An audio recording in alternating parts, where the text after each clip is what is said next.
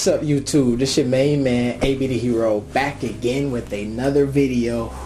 And ESPN just released a bunch of interviews with the Ball brothers conducted by Jeff Goodman, and we gotta watch some of it and we gotta talk about it. Let's go.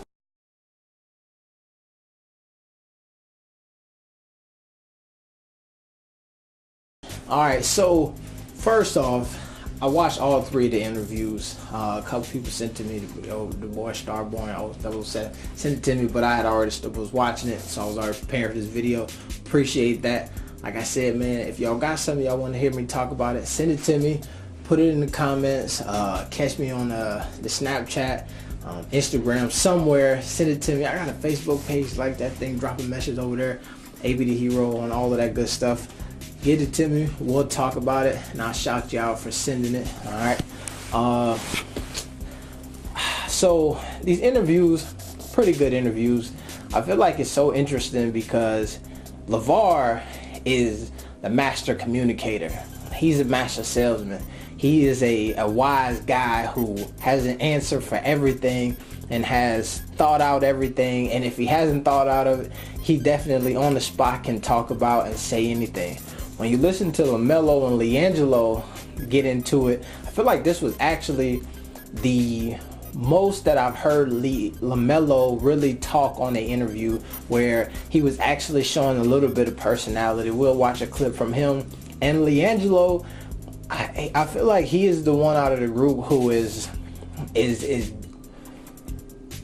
don't want the cameras in his face. Like I feel like he want to be able to talk, but like I seen a comment where somebody was talking about how LaMelo or LiAngelo was such a good student or whatever, and they were like, yo, he got a 4.0 in high school, and then somebody was like, you ever heard him talk? That boy ain't had no 4.0.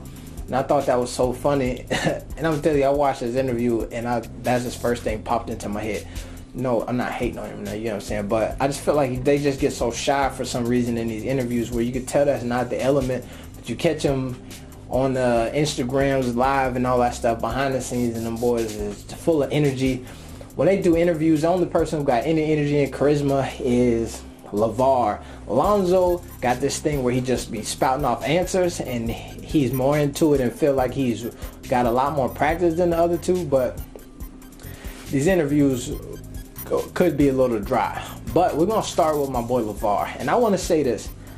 I know that LeVar has been watching the channel, because this clip right here, I feel like he's talking about some concepts that I know for a fact that we done went over. I tried to find the clips where like I talked about it, but I put up some of the videos. I can't remember which exactly clip it was. If you remember what I'm talking about, go ahead and shoot me a link to that in the description so other people can see it. But there's another clip that I'm gonna link to where I kind of talked about a little bit of it, but I know that there's videos where I went in depth on this same concept that he's talking about. That's really was my brainchild, some things that I created and some other jobs that I had. But let's watch this clip from LeVar. Let's go. So with Melo, the plan was always to homeschool. The plan was to homeschool, because sometimes you have to take different routes to get where you're going. And you don't expect that. It's just like if somebody says, you know what, we're going to this place over here, and I need you to make a right. And I go up there and make a left. Then I'll make a couple more lefts and end up in the same place and find out it's a new shortcut. That's good, as long as we get there. So that's why the plan was for Melo to go to high school and do his thing, but we had to take a different route on the way people start doing different things. And as we're moving in this journey right here, we're going to have to change up from time to time. This is called where you can adapt. And that's what we're doing, because everybody thinking we're going to go the same route that we went with Lonzo. That was the plan. But if we can start doing things better and quicker, we're going to take a different route. So Melo done with school period? Melo done with school period. He's a professional now. He's a professional now. So That sounds eerily familiar to this concept that I talked about, how, you know what I'm saying, life is about setting, you set the end goal, and it's just like a GPS. there's multiple ways to get there. Sometimes you take a wrong turn, but it always just redirects you back on course. You know what I'm saying? I know I talked about that on this channel before, because it's a little book that I've been working on. I've been writing this thing for a little bit. Since I used to work at this youth shelter, and I was playing with the titles like GPS to Success, and basically it's about how to set the end goal, you know what I'm saying? Set the course, set the destination, where do you want to go? How do you set your destination for something that's like unrealistic but realistic for you, you know what I'm saying? So I think sometimes we say we want to get to point B, but we choose point B based on our circumstance now, not based on the ability that we have, not based on the things that we don't know, right? We limit it to our own experiences at times. So we say, look, I just want to get a job, and we don't want to say what kind of job, we don't want to say how much money we make, but then so we talk about all of that stuff in the book, and then we set the destination, then we start looking at what's the best course to get there, and how do we, so it's all of that stuff. And I feel like if you've seen some of the videos, like I said, link it down below so we can get there. But I'm telling you, I feel like LeVar been watching my stuff. Somebody sent it to him. The dude Alan Foster, that's his last name. We were doing some research on Alan. He a wise dude. I feel like he must have been shooting LeVar some of my quotables. But we're gonna watch this other clip here. This one here is from LaMelo, and it's a good clip. And I feel like these two clips that I'm gonna show you from LaMelo really show you that he's 16, right? He got a lot of acclaim and a lot of people talking about him, but he's a young dude, and it really put it in perspective here when you listen to him talking. You can see how somebody who's young and all of these lights and stuff could make him a little bit reserved. And let's just get into this clip. What was the conversation like when your dad told you that you guys were going to be playing in Lithuania? Just all right, and then get prepared for it. But where were you? Do you remember the conversation? Do you remember how it went? I think it might have been at the house when we was eating breakfast, some pancakes. Just told us. What did he say? How would y'all like to go to Europe and play basketball overseas? What did you Then say? we was just like, yeah, instead of school, so yeah. Yeah, no school now. Yeah, You're done. Yeah, we picked that instead. Yeah. No more books. You were going to be homeschooled. They haven't really gotten around to that yet, right? So now you're done. No more school, period. What's that like? Dream come true. You can see how he don't really care about all the professional basketball and all of this stuff that's going on. He just like a 16-year-old is just trying to be finished with school, right? If you look at the beginning of that interview, you see he kind of like, yeah, or that clip, he's like, yeah, and then he started talking about, I get to miss school and go play basketball. Oh, hell yeah, you could see it. Now, what y'all, some of y'all might not know, I feel like I might talk about it. So I got my degree in communications, you know what I'm saying? In communication studies, so I did a lot of specific coursework with nonverbal communication, micro expressions, microaggressions. One of my professors she used to work for TSA, and we used to watch these clips of facial expressions and all of that stuff.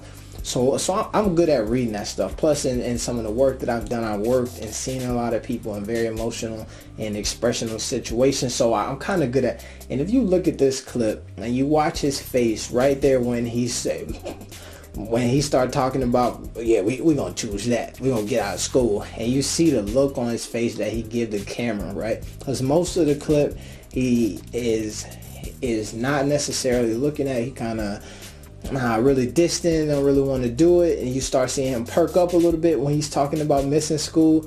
And then whenever he get to that point where he's just like so excited and thinking about the concept, you could tell he's thinking about all of his friends right now who back in Chino Hills at school and what he's doing, and he just looked finally directly at the camera and gave that little look like that, and to me that just was super interesting.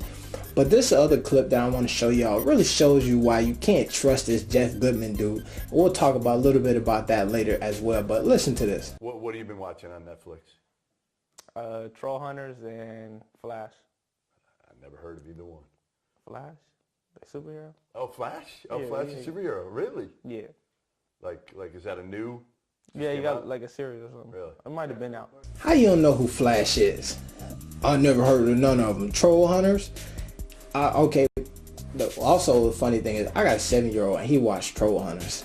He's 16, and when he wasn't watching Troll Hunters. That's funny to me. But then Jeff Goodman don't talk about, he ain't never heard of Flash. I could understand if you didn't know that there was a new series of Flash, but for you to be like, I never heard of Flash at all, it just shows me, and now I'm going to tell you what I think that this means, right?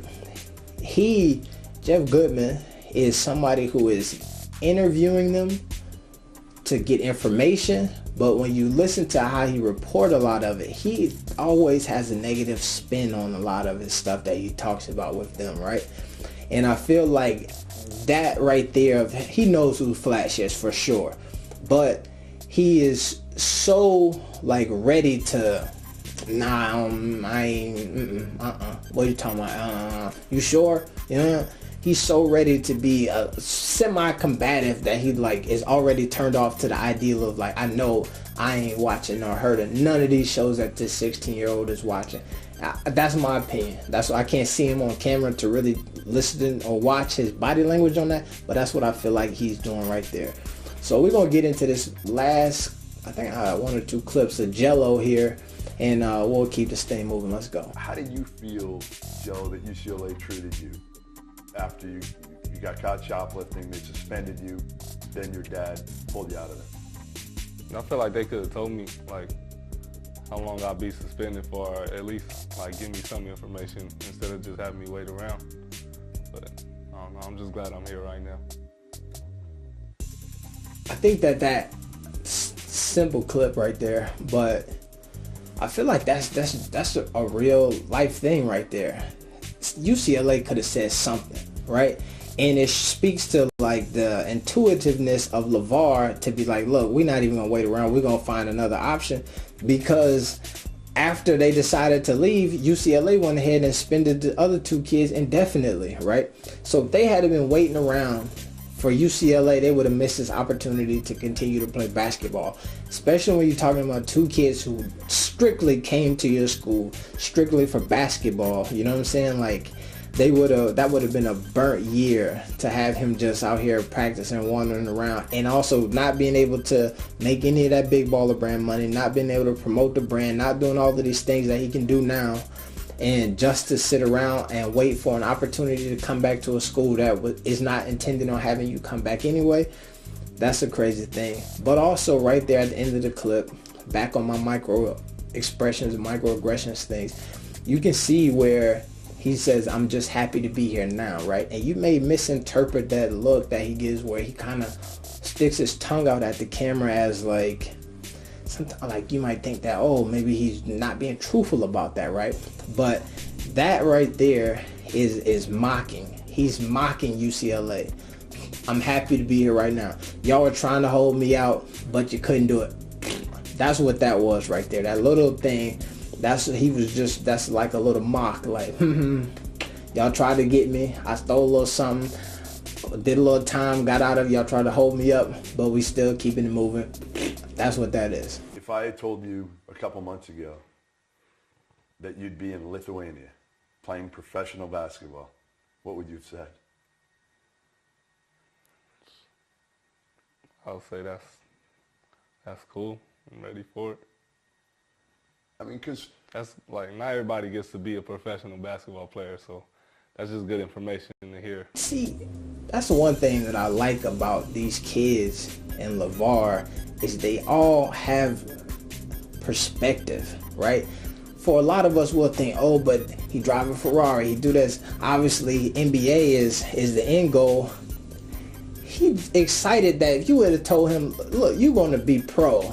It might be Lithuania, might not be the NBA, but you're going to play pro ball.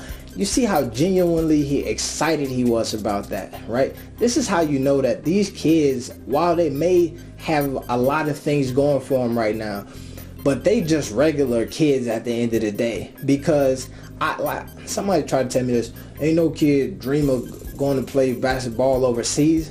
Maybe coming up, kids went in the backyard shooting, thinking, oh, we gonna make it to overseas basketball. No way, right?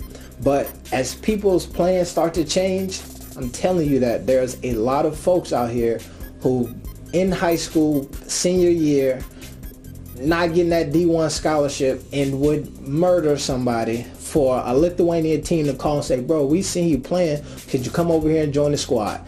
Yes, I'm on the way. How do I get there? I'm going to sell whatever I got to get a plane ticket. There's a lot of players who playing D1 ball who dreamt of going to the NBA and is thinking right now, I wish I could get a shot. I know guys who play ball who would have done anything to get that Lithuanian shot over there, right?